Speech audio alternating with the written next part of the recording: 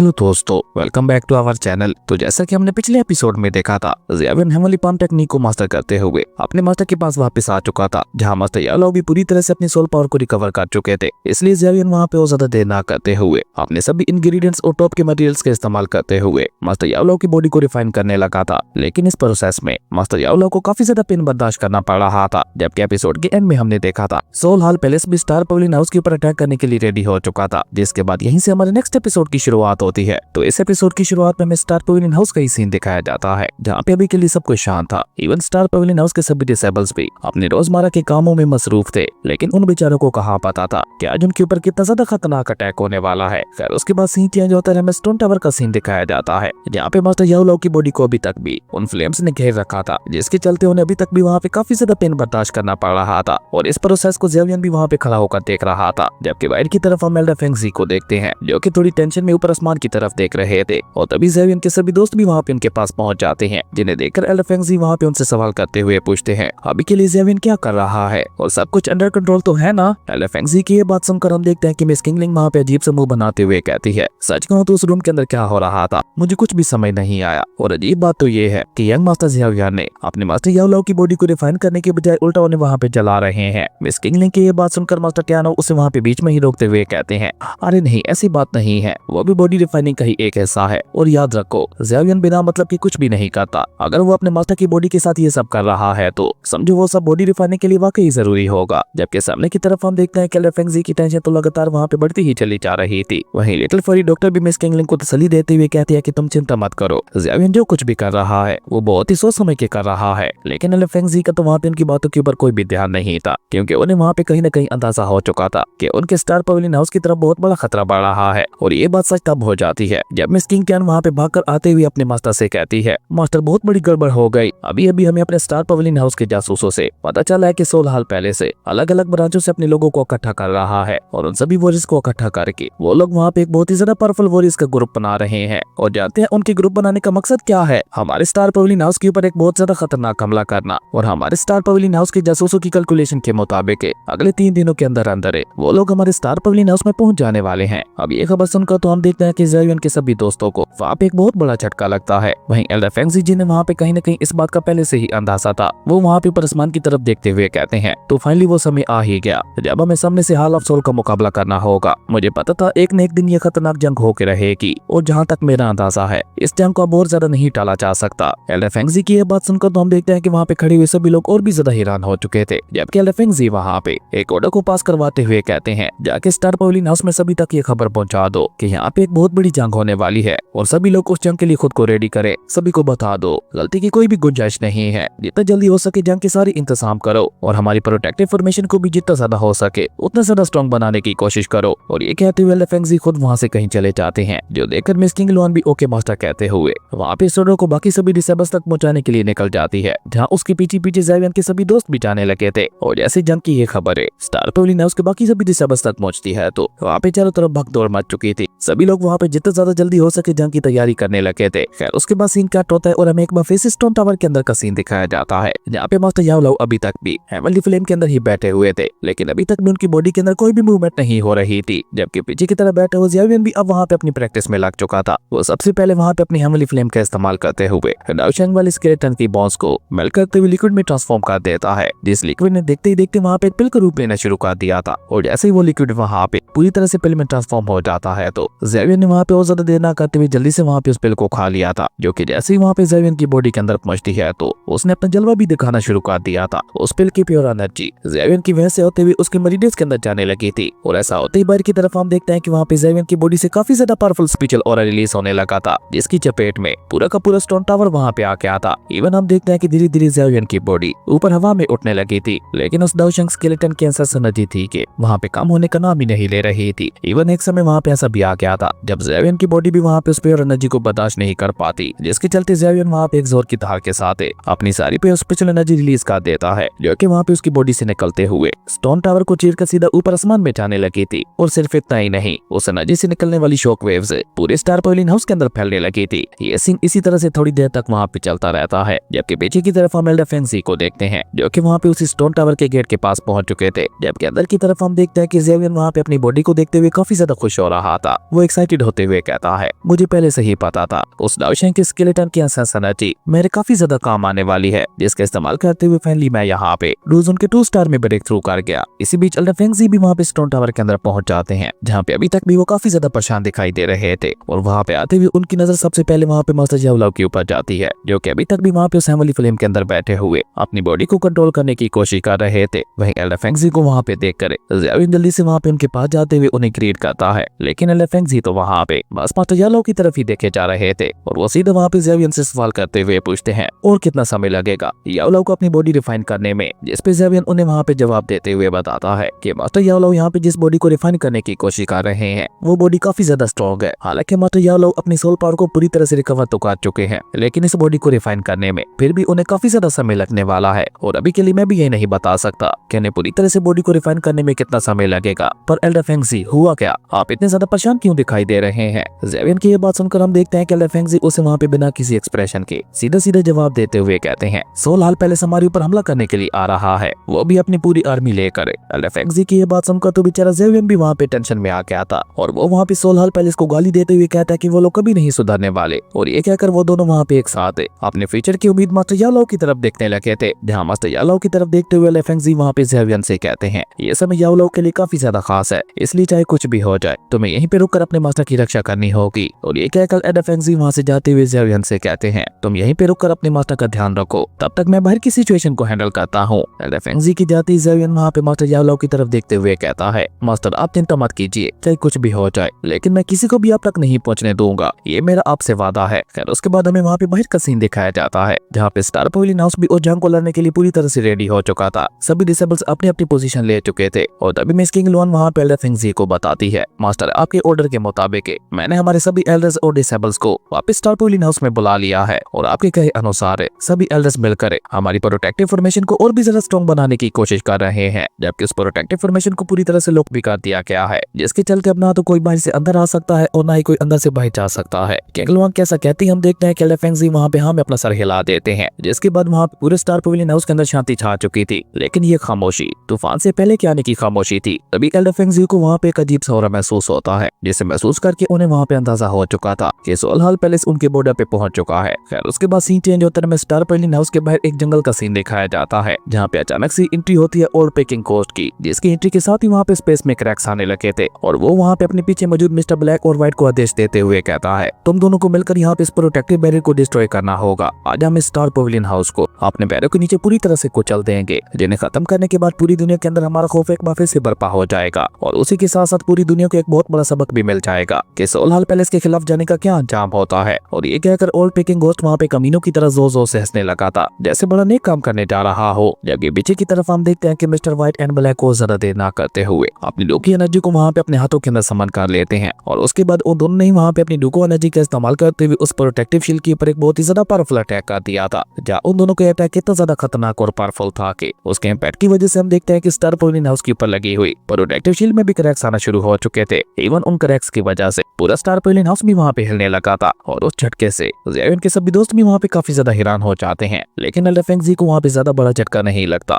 वो तो वहाँ पे अपनी आंखें खोलते हुए कहते हैं, तो फाइनली वो लोग आ गए। जबकि इस प्रोटेक्टिव बैरियर में क्रैक्स आते हुए देखकर स्टार पवेलियन हाउस के सभी सोल्जर्स और डिसेबल्स वहाँ पे बहुत ज्यादा परेशान हो चुके थे, क्योंकि अब कुछ ही पलों में वो प्रोटेक्टिव बैरियर पूरी तरह से खत्म हो जाने वाला था, यानी कि वो खतरनाक जंग शुरू होने वाली थी। और इसी बात को लेकर सभी डिसेबल्स के साथ साथ वहाँ पे एल्डर्स भी बहुत ज्यादा परेशान दिखाई दे रहे थे। लेकिन तभी वहाँ पे एंट्री होती है एल्डर फेंग जुनजी की, जिनसे निकलने वाले औरों को महसूस करके वो सभी लोग वहाँ पे शांत हो चुके थे। वहीं पे एल्डर फेंग जुनजी के साथ ज़ियाविन के सभी दोस्त भी मौजूद थे, जबकि अपने सभी डिसेबल्स और एल्डर्स को इस तरह से डरते हुए देखकर एल्डर फेंग जुनजी वहाँ पे उन सभी से कहते हैं, डर क्यों रहे हो, मैं हूँ ना तुम्हारे साथ। अब अपने एल्डर की ये बात सुनकर हम देखते हैं कि उन सभी लोगों के अंदर भी एक नया जोश आ गया था। वहीं मास्टर टियानो अपनी सोल आइस का इस्तेमाल करके उस प्रोटेक्टिव बैरियर के आसपास देखते हुए कहते हैं कि यहाँ पे अभी के लिए स्टार पिकिंग घोस्ट और मिस्टर व्हाइट एंड ब्लैक मौजूद हैं, जो कि यहाँ पे अपना पूरा दम लगाकर हमारे इस प्रोटेक्टिव बैरियर को डिस्ट्रॉय करने की कोशिश कर रहे हैं। जो सुनकर एल्डर फेंगजी भी वहाँ पे परेशान होते हुए कहते हैं, इस बार सोल हाल पैलेस ने हमारा मुकाबला करने के लिए काफी ज्यादा पावरफुल कल्टीवेटर मास्टर्स को भेजा है, यानी कि हमें लेकर वो लोग वाकई काफी ज्यादा परेशान है। और इसी बीच हम देखते हैं कि सामने की तरफ लगे हुए प्रोटेक्टर के बीचों बीच एक बहुत बड़ा एनर्जी ब्लास्ट के साथ एक क्रैक बन गया था। और उस क्रैक पोर्टल के अंदर से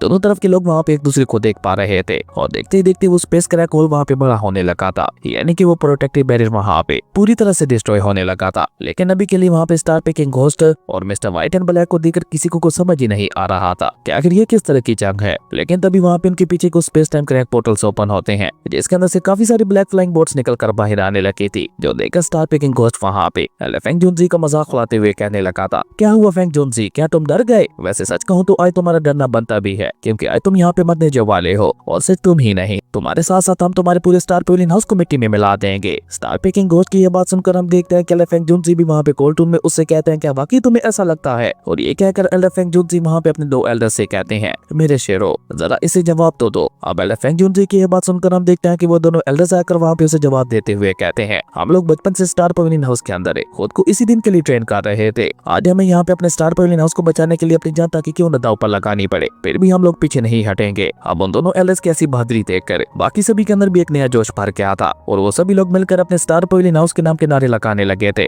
जो देखकर स्टार पेकिंग घोस्ट के साथ साथ बाकी सभी को भी काफी ज्यादा गुस्सा आने लगा था। तभी फेंग जोन्सी वहाँ पे एक बहुत बड़ी अनाउंसमेंट करते हुए अपने सभी एल्डर्स से कहते हैं, मैं यहाँ पे फाइट करूंगा मिस्टर व्हाइट एंड ब्लैक से, जबकि तुम सभी लोगों को मिलकर यहाँ पे स्टार पेकिंग घोस्ट का मुकाबला करना होगा।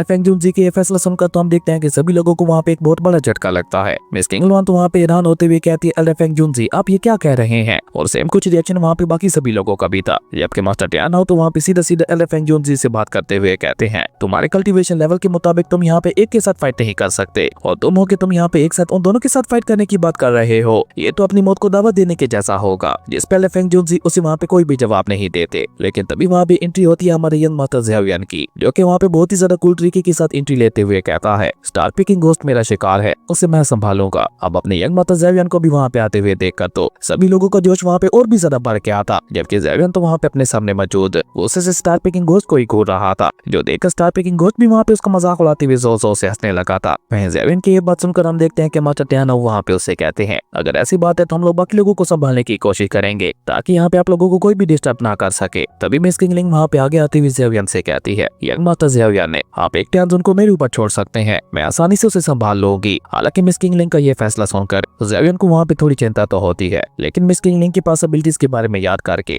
ज़ेवियन को भी वहाँ पे यकीन हो गया था कि वो वाकई एक ध्यान उनको तो संभाल ही लेगी। इसलिए ज़ेवियन उसे वहाँ पे इस बात की इजाजत देते हुए हम अपना सर हिला देता है। तभी स्टार पेकिंग घोस्ट वहाँ पे ज़ेवियन की तरफ देखते हुए उससे कहता है, अगर तुम्हारी ये बकवास डिस्कशन बंद हो गई हो तो क्या हम फाइट स्टार्ट कर सकते हैं? और ये कहकर स्टार पेकिंग घोस्ट वहाँ पे और ज्यादा देर ना करते हुए अपने लोगों को आदेश देते हुए कहता है, जाओ आगे बढ़ते हुए जाकर स्टार पेविलियन हाउस के अंदर मौजूद हर एक पर्सन को खत्म कर दो। अब स्टार पेकिंग घोस्ट की ये बात सुनकर काफी सारी वॉरियर्स वहाँ पे आगे बढ़ते हुए एक साथ स्टार पेविलियन हाउस के ऊपर हमला कर देते हैं, जिनका मुकाबला करने के लिए स्टार पेविलियन हाउस के लोग भी पूरी तरह से रेडी थे। वहीं ज़ेवियन भी अपने साथियों के साथ स्टार पेकिंग घोस्ट का मुकाबला करने के लिए आगे बढ़ गया था।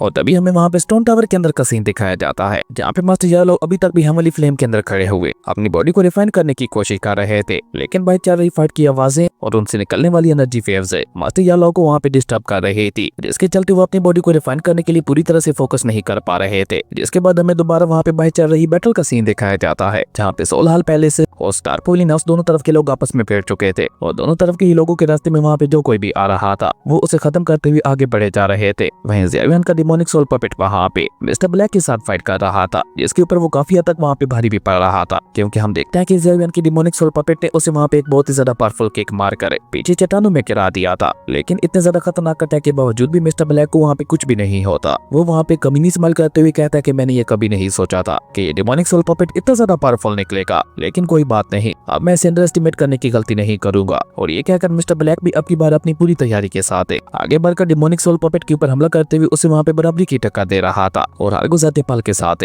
उन दोनों के दरमियान चल रही जंग वहाँ पे और भी ज्यादा इंटेंस होती जा रही थी। जबकि पीछे की तरफ हम देखते हैं कि मिस किंगलिंग वहाँ पे मुकाबला कर रही थी व्हाइट टियानसोन का, और जैसे ही मिस्टर व्हाइट वहाँ पे किंगलिन के ऊपर हमला करने के लिए आगे आता है तो उसने वहाँ पे अपनी ग्रीन जेड आइस का इस्तेमाल करते हुए उसके माइंड को वहाँ पे एक पल के लिए फ्रीज कर दिया था, जिसके चलते उसका अटैक पीछे चट्टान के साथ जा टकराता है, जो देखकर मिस्टर व्हाइट भी हैरान होते हुए कहता है, क्या तुम्हारे पास जेड ग्रीन आइस है? मिस्टर व्हाइट को वहाँ पे इस तरह से हैरान होते हुए देखकर मिस किंगलिंग भी वहाँ पे मुस्कुराती हुई उससे कहती है, हाँ क्यों, क्या तुम डर गए? जिस पर मिस्टर व्हाइट वहाँ पे गुस्से से चिल्लाते हुए उससे कहता है कि तुम्हारी मैजिकल एबिलिटीज तो वाकई बहुत ज्यादा कमाल की हैं, लेकिन अफसोस अभी भी तुम मेरा मुकाबला करने के लिए बहुत ज्यादा कमजोर हो। और ये कहकर वो दोबारा वहाँ पे मिस किंगलिंग के ऊपर हमला करने के लिए आगे बढ़ गया था, जहाँ पे अब की बार उसका मुकाबला करने के लिए मिस किंगलिंग ने वहाँ पे 9 पाइथन स्पिरिट बीस्ट की सोल को समन कर लिया था, और अपने 9 हेडेड पाइथन स्पिरिट बीस्ट का इस्तेमाल करते हुए उसने मिस्टर व्हाइट के ऊपर एक बहुत ही ज्यादा पावरफुल हमला कर दिया था, जिसका मुकाबला करने के लिए मिस्टर व्हाइट भी अपनी डिमोनिक चेन्स को बाहर निकाल कर आगे बढ़ के आता। और इस तरह उन दोनों के दरमियान भी फाइट वहाँ पे काफी ज्यादा इंटेंस हो चुकी थी। जबकि पीछे की तरफ हम वहाँ पे लिटिल फायरी डॉक्टर को देखते हैं, जो कि वहाँ पे कुछ छोटे मोटे सोल्जर्स का मुकाबला कर रही थी। और सेम उसकी तरह मास्टर टैनहाउ भी अपनी वाइन को पीते हुए कुछ छोटे मोटे सोल्जर्स को खत्म कर रहे थे। इवन वो वाइन को पीते हुए मुंह से आग भी उगलने लगे थे। खैर उसके बाद हमें फाइनली वहाँ पे ज़ेवियन और स्टार पिकिंग घोस्ट की फाइट दिखाई जाती है, जहाँ पे ज़ेवियन अपनी हेवनली ट्रांसफॉर्मेशन को एक्टिवेट करते हुए स्टार पिकिंग घोस्ट को काफी बुरी तरह से पीट चुका था। जो देखकर स्टार पिकिंग घोस्ट भी वहाँ पे हैरान होते हुए कहता है कि सिर्फ 1 साल के अंदर अंदर ये लड़का इतना ज्यादा ग्रो कर चुका है कि ये यहाँ पे अकेला 5 स्टार डूज उनका मुकाबला भी कर सकता है। अगर आज हमने इसे जिंदा छोड़ दिया तो ये हमारे पूरे सोलार पैलेस के लिए एक बहुत बड़ा खतरा बन सकता है। और ये सिर्फ स्टार पिकिंग घोस्ट ने वहाँ पे अपनी डिमोनिक एनर्जी का इस्तेमाल करते हुए मल्टीपल स्पिरिचुअल बॉल्स को समर कर लिया था, जिसका इस्तेमाल करते हुए वो सीधा वहाँ पे ज़ेवियन के ऊपर हमला कर देता है। जो देखकर ज़ेवियन ने भी जल्दी से वहाँ पे अपनी हैवी रूलर स्वॉर्ड को बाहर निकाल कर उसके अंदर अपनी हेवनली फ्लेम को इंजेक्ट करते हुए वहाँ पे एक स्वॉर्ड स्लैश के साथ उन सभी डिमोनिक एनर्जी बॉल्स को वहाँ पे डिस्ट्रॉय कर दिया था। और सिर्फ इतना ही नहीं, ज़ेवियन अपनी हैवी रूलर स्वॉर्ड को लेकर वहाँ पे उसके ऊपर हमला करने के लिए भी आगे बढ़ने लगा था। जो देखकर स्टार पिकिंग घोस्ट वहाँ पे अपनी डिमोनिक चेन्स का इस्तेमाल करते हुए ज़ेवियन को रोकने की कोशिश करने लगा था, लेकिन ज़ेवियन भी अपनी 3000 थंडर लाइटनिंग टेक्निक का इस्तेमाल करते हुए उसके सभी हमलों से बचने लगा था। जो देखकर स्टार पिकिंग घोस्ट वहाँ पे बहुत ही चालाकी के साथ ज़ेवियन की हैवी रूलर स्वॉर्ड को टारगेट करते हुए उसे वहाँ पे जगड़ने की कोशिश करता है, लेकिन ज़ेवियन ने वहाँ पे अपनी स्वॉर्ड स्लैश से अटैक करते हुए उन डिमोनिक चेन्स को ही बीचों बीच काट दिया था। और उसी के साथ साथ वो वहाँ पे बहुत ही तेजी के साथ आगे बढ़ते हुए जाकर स्टार पिकिंग घोस्ट के ऊपर भी अपनी हैवी रूलर स्वॉर्ड से एक बहुत ज्यादा पावरफुल अटैक कर देता है, जो कि जैसे स्टार पिकिंग घोस्ट को लगता है तो वहाँ पे एक बहुत बड़ा एनर्जी ब्लास्ट भी हो गया था, जिसके इम्पैक्ट की वजह से आसपास के स्पेस में क्रैक्स भी आ चुके थे। और ज़ेवियन के इस खतरनाक अटैक को झेलने के बाद बेचारे स्टार पिकिंग घोस्ट की हालत वहाँ पे और भी ज्यादा खराब हो चुकी थी। जो देखकर स्टार पिकिंग घोस्ट वहाँ पे गुस्से से चिल्लाते हुए ज़ेवियन से कहता है, मुझे लगता है अब मुझे यहाँ पे तुम्हें अपनी ट्रू पावर दिखानी ही होगी। और ये कहकर वो वहाँ पे अपने पीछे के स्पेस टाइम क्रैक पोर्टल को ओपन करते हुए उसके अंदर से वहाँ पे बहुत ही कूल तरीके के साथ एक ब्लडी स्वॉर्ड को बाहर निकालने लगा था। और उस स्वॉर्ड को जब स्टार पिकिंग घोस्ट वहाँ पे मूव करता है तो उसकी से मूवमेंट से ही वहाँ पे आसपास के स्पेस में क्रैक्स आने लगे थे। जो देखकर ज़ेवियन भी वहाँ पे सीरियस होकर अपने हैवी रूलर स्वॉर्ड को वापस रखने के बाद अपनी डुको एनर्जी को वहाँ पे रिलीज करने लगा था। जबकि सामने की तरफ हम देखते हैं कि स्टार पिकिंग घोस्ट वहाँ पे अपनी एक डाउ स्किल का इस्तेमाल करते हुए एक बहुत ही ज्यादा खतरनाक अटैक को रेडी करने लगा था, जिससे पूरा का पूरा स्पेस वहाँ पे डिसॉल्व होना शुरू हो गया था। जबकि पीछे की तरफ हम देखते हैं कि ज़ेवियन भी वहाँ पे अपने हेवनली स्पिरिट पाम टेक्निक को एक्टिवेट करने लगा था, जहाँ पे जैसे जैसे उसकी हेवनली टायर स्किल एक्टिवेट हो रही थी वैसे वैसे हम देखते हैं कि ज़ेवियन के आसपास के स्पेस में भी क्रैक्स आने लगे थे। और तभी देखते ही देखते ज़ेवियन के ऊपर 2 बड़े बड़े हैंड्स बन जाते हैं, जिसके अंदर वहाँ पे एक बहुत बड़ा ब्लैक होल स्पिरिट बॉम्ब भी बनने लगा था। जबकि स्टार पिकिंग घोस्ट को तो वहाँ पे सबसे कोई भी मतलब नहीं था। उसने वहाँ पे अपनी डाउ स्किल स्टार पिकिंग टेक्निक का इस्तेमाल करते हुए ज़ेवियन के ऊपर एक बहुत ही ज्यादा खतरनाक अटैक चल दिया था। और अपनी तरफ आते हुए उस अटैक को देखकर ज़ेवियन भी वहाँ पे चिल्लाते हुए कहता है, great heavenly creation palm technique है। और ज़ेवियन कैसा कहती हम देखते हैं कि वो ब्लैक होल वहाँ पे एक्टिवेट होते हुए आगे बढ़ के आता और उसके रास्ते में वहाँ पे जो कुछ भी आ रहा था वो उसे अपने अंदर निकलता जा रहा था। इवन छोटे मोटे सोल्जर्स तो मिट्टी की राख की तरह वहाँ पे उसके अंदर जाने लगे थे। और सिर्फ इतना ही नहीं, उस ब्लैक होल ने वहाँ पे बेचारे स्टार पिकिंग घोस्ट के उस सोकल पावरफुल अटैक को भी पूरी तरह से अपने अंदर अब्सॉर्व कर लिया था। जो देखकर तो बेचारे स्टार पिकिंग घोस्ट का चेहरा ही वहाँ पे सफेद पड़ चुका था। उसे वहाँ पे अपनी आंखों पे यकीन ही नहीं हो पा रहा था, क्योंकि उसे वहाँ पे समझ आ चुका था कि ज़ेवियन यहाँ पे उसे डूशंग स्केलेटन की हेवनली टायर स्किल का इस्तेमाल कर रहा है। और ये कहकर वो वहाँ पे पछताते हुए कहने लगा था, इसका मतलब है कि वो हेवनली टायर स्किल उस स्केलेटन की बॉडी के अंदर मौजूद थी। और ये कहकर वो वहाँ पे गुस्से से चिल्लाते हुए ज़ेवियन से कहता है कि अब तो मैं तुम्हें बिल्कुल भी जिंदा नहीं छोड़ने वाला। पर इससे आगे वो वहाँ पे कुछ भी कह पाता उससे पहले हम देखते हैं कि उस ब्लैक होल की एनर्जी उसे भी अपनी तरफ खींचने लगी थी। जो देखकर ज़ेवियन ने वहाँ पे अपने ब्लैक होल की पावर को और भी ज्यादा बढ़ा दिया था, जिसके चलते स्टार पिकिंग घोस्ट भी खुद ब खुद ही उड़ते हुए वहाँ पे उसके अंदर जाने लगा था। लेकिन अंदर जाने से पहले पहले वो वहाँ पे चिल्लाते हुए कहता है, टियानजुन जी प्लीज आकर मुझे बचा लो। लेकिन ये कहते कहते वो वहाँ पे उस ब्लैक होल के अंदर चला गया था। जो देखकर ज़ेवियन ने भी वहाँ पे और ज्यादा देर ना करते हुए अपने ब्लैक होल स्पिरिट बॉम्ब को वहाँ पे एक्सप्लोर कर दिया था, जिसके चलते हम देखते हैं कि वहाँ पे काफी बड़े बड़े ब्लास्ट होने लगे थे। और तभी ऊपर आसमान में एक बहुत बड़े एनर्जी ब्लास्ट के साथ उन सभी लोगों की लाशें उड़ते हुए बाहर की तरफ गिरने लगी थी, जिन्हें उस ब्लैक होल ने अपने अंदर निकला था। वहीं अपने इसका खतरनाक अटैक को इस्तेमाल करने के बाद ज़ेवियन तो वहाँ पे पूरी तरह से एग्जॉस्ट हो चुका था। इवन उसकी हेवनली ट्रांसफॉर्मेशन भी डीएक्टिवेट हो चुकी थी। और तभी ज़ेवियन को वहाँ पे अपने कानों में एक आवाज सुनाई देती है, जो कि वहाँ पे ज़ेवियन से कह रही थी, अब तुम्हें मेरे हाथों से कौन बचाएगा, क्योंकि अब तो तुम्हारे पास मेरे खिलाफ इस्तेमाल करने के लिए एनर्जी भी नहीं बची। उस खतरनाक आवाज को सुनकर हम देखते हैं कि ज़ेवियन भी वहाँ पे घबरा कर अपने आसपास देखने लगा था। तभी उसके पीछे से निकल कर आती है नैंटियान जोन्सी, जो कि वहाँ पे ज़ेवियन से इंप्रेस होते हुए कहती है कि वाकई मानना पड़ेगा, तुम में कोई तो खास बात है, लेकिन मेरे एक सवाल का जवाब दो, तुम इतनी यंग एज में इस पावर लेवल तक कैसे पहुंच गए? अपनी घटिया ब्लड लाइन के बावजूद भी तुम इतनी यंग एज में डू जोन तक पहुंच गए, यानी कि बहुत जल्द तुम अपनी ब्लड लाइन के पीक पे पहुंचने वाले हो। इवन मैंने सुना है कि तुम्हारे पास हेवनली फ्लेम्स भी हैं, पर अफसोस यहाँ पे मेरे खिलाफ तुम्हारी कोई भी एबिलिटी काम नहीं आने वाली। और ये कहकर वो वहाँ पे फ्लैश की तरह एक ही झटके के साथ ज़ेवियन के सामने पहुंच जाती है, जिसे अचानक से इस तरह से अपने सामने देखकर तो ज़ेवियन भी वहां पे हड़बड़ा के आता और हड़बड़ा कर अपनी 3000 थंडर लाइटिंग टेक्निक का इस्तेमाल करते हुए उससे दूर जाने लगा था। जो देखकर टियान जुनजी वहां पे कोल्ड टून में उससे कहती है कि मेरे यहाँ पे तुम्हारे साथ खेलने का कोई भी इरादा नहीं है, मुझे तुम्हें जिंदा लाने का आदेश दिया गया है, इसलिए अगर अपनी हालत खराब नहीं करवाना चाहते तो चुपचाप सरेंडर कर दो और सरेंडर करते हुए मेरे साथ सोल हाल पैलेस में चलो। अब उसकी ये बात सुनकर तो हम देखते हैं कि ज़ेवियन को भी वहाँ पे काफी ज्यादा गुस्सा आ गया था और उसने वहाँ पे अपने 3000 बर्निंग फ्लेम वाले ड्रैगन को बाहर निकालकर उसकी मदद से वहाँ पे उसके ऊपर हमला कर दिया था। जो देखकर टियान जुनजी वहाँ पे अपने हाथ को सिर्फ हल्का सा उसकी तरफ मूव करती है और ऐसा होते ही हम देखते हैं कि वो बर्निंग फ्लेम ड्रैगन वहीं पे डिस्ट्रॉय हो गया था और उसी के साथ साथ वो वहाँ पे अपनी पावर का इस्तेमाल करते हुए ज़ेवियन के ऊपर भी पावर प्रेशर डालने लगी थी, जिसके चलते ज़ेवियन वहाँ पे अपने घुटनों पे आ चुका था। जो देखकर ज़ेवियन जल्दी से वहाँ पे अपनी पाम टेक्निक को रेडी करते हुए वहाँ पे बहुत ही तेजी के साथ टियान जुनजी के ऊपर हमला कर देता है, जिसे रोकने के लिए टियान जुनजी ने भी अपनी पाम टेक्निक को आगे भेज दिया था। और जैसे ही उन दोनों के अटैक्स आपस में टकराते हैं तो हम देखते हैं कि वहाँ पे एक बहुत ही बड़ा एनर्जी ब्लास्ट हो गया था और जब उस एनर्जी ब्लास्ट से फैला हुआ धुआं वहाँ पे खत्म होता है तो हम देखते हैं टियान जुनजी वहाँ पे खिसकते हुए काफी पीछे जा चुकी थी। इवन उसका वो पूरा का पूरा हाथ भी वहाँ पे सुन पड़ चुका था। जो देखकर तो बाकी सभी लोगों का ध्यान भी वहाँ पे उसी तरफ चला गया था, क्योंकि ये अटैक वहाँ पे ज़ेवियन ने नहीं बल्कि ज़ेवियन के सामने खड़ी हुई एक और कल्टीवेटर मास्टर ने किया था, जो कि वहाँ पे टियान जुनजी की तरफ देखते हुए कोल्ड टोन में कहता है, तुम्हारी हिम्मत कैसे हुई मेरे डिसेबल के ऊपर अटैक करने की। और उस कल्टीवेटर मास्टर कैसा कहते ही हमारा ये कमाल का एपिसोड यहीं पे खत्म हो गया था। दोस्तों अगर आपको ये वीडियो अच्छी लगी तो लाइक कर दें और अगर चैनल पे नए आए हो तो सब्सक्राइब करते जाना। तो मिलता है एक न्यू वीडियो में, तब तक के लिए बाय।